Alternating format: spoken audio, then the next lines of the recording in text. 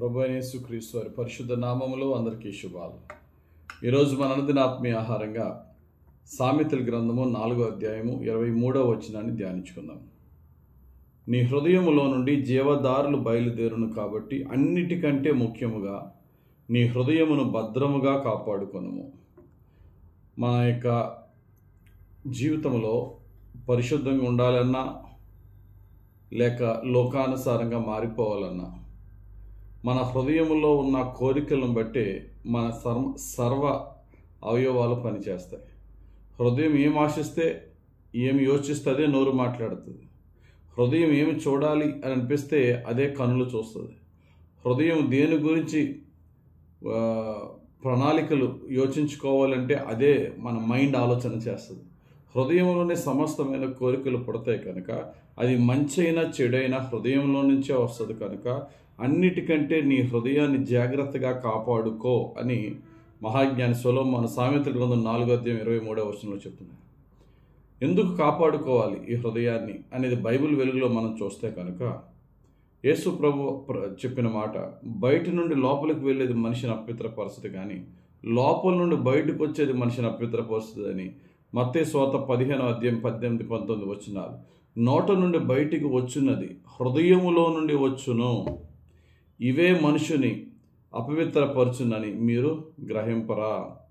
మాట నోటి నుండి వచ్చినప్పటికీ ఆ మాట నోట నుండి వచ్చే మాట యొక్క వెనకాతల భావం, ఉద్దేశం సమస్తం హృదయంలో నుండి వస్తుంది. కాబట్టి ఆ హృదయంలో నుండి వచ్చే ప్రతిదీ నీ యొక్క జీవితాన్ని ఏదో మంచి అయితే బాగు చేస్తుంది, చెడైతే నాశనం చేస్తుంది. కనుక నీ హృదయాన్ని కాపాడుకో.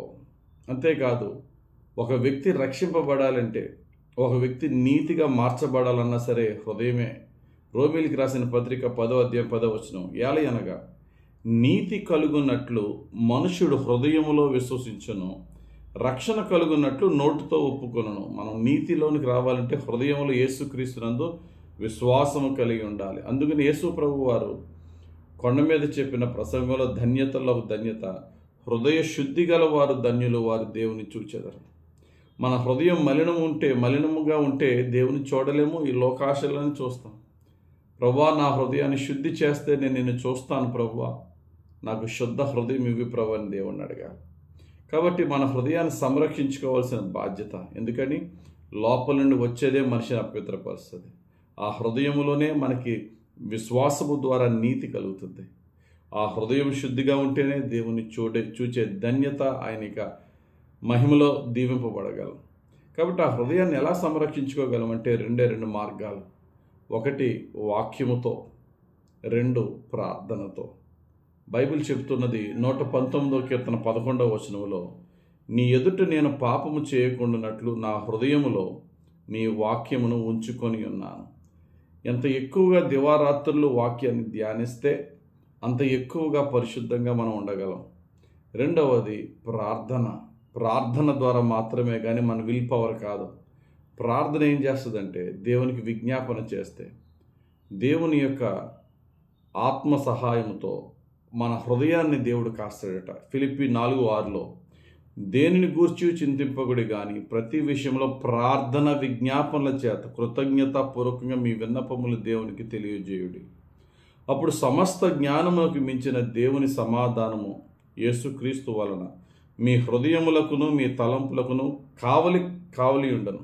మన హృదయాన్ని కాసేది ప్రార్థన ద్వారా మాత్రమే. కాబట్టి హృదయమును భద్రంగా కాపాడుకో. అందులో నుండి సమస్త కోరిక పుడుతుంది కనుక హృదయాన్ని కాపాడుకో. హృదయంలోనే విశ్వాసం కలుగుతుంది, అందులో నుండే నీతి వస్తుంది. హృదయం ఉద్దేశించిందే నోరు మాట్లాడుతుంది, అదే మనల్ని బాగు చేయాలన్నా మలినపరచాలన్నా. కనుక హృదయం కాపాడుకోవడానికి దేవుడు మనకిచ్చిన 2 ముఖ్య మార్గాలు. ఎక్కువగా వాక్యాన్ని ధ్యానించుకుందాం, ఎక్కువగా ప్రార్థనలో గడుపుదాం. పరిశుద్ధాత్ముడు ఆయన కృపతోనే మన హృదయాన్ని కాచి మన జీవితాన్ని ఆయనకి ప్రీతికరంగా మార్చి మన బ్రతుకునే క్రీస్తు మార్గంలో మలుచునుగాక. ఆమె ప్రార్థన చేసుకుందాం. పరిశుద్ధుడా, ప్రేమ కలిగిన తండ్రి, బలహీనమయ్యా, మోసకరమైన హృదయంతో ఉన్నవారమయ్యా, నీ రక్తముతో యేసయ్యా మమ్మల్ని కడిగి శుద్ధులుగా చేయండి. యేసయ్య, నీ యొక్క కృపతో నీ వాక్యముతో మా హృదయాలను శుద్ధులుగా చేయండి ప్రభు. నీ ప్రార్థనతో మా హృదయాన్ని కాయండి ప్రభువా. నీ ప్రీతికరంగా మా హృదయాన్ని మార్చి మా జీవితాన్ని మార్చమని యేసుక్రీస్తు వారి పరిశుద్ధ నామములో మమ్మల్ని పరిశుద్ధంగా మార్చి పరిశుద్ధంగా చివరి శ్వాస వరకు మమ్మల్ని నడిపించు. పరిశుద్ధ ఆత్ముడా, నీకే అప్పగించుకొని చుండగా నీ కృపతో, నీ దయతో, నీ పరిశుద్ధాత్మ కార్యాలతో మా హృదయాన్ని మా జీవితాన్ని కాచి రక్షించి కాపాడి దీవించమని, పరిశుద్ధంగా జీవింపచేయమని యేసుక్రీస్తు వారి పరిశుద్ధ నామములో ప్రార్థించి వేడుకొనుచున్నాము తండ్రి. ఆమెన్. మన తండ్రి అయిన యెహోవా తండ్రి ప్రేమ, రక్షకుడైన యేసుక్రీస్తు ప్రభు యొక్క కృప, ఆదరించి పరిశుద్ధాత్మ దేవుని అభిషేకము మనలను కరుణించి, మనలను అభిషేకించి, మనల్ని రక్షించి, మన హృదయాన్ని, మన తలుపులను కాచి కాపాడి దీవించునుగాక. Amen. God bless you. Have a very blessed day.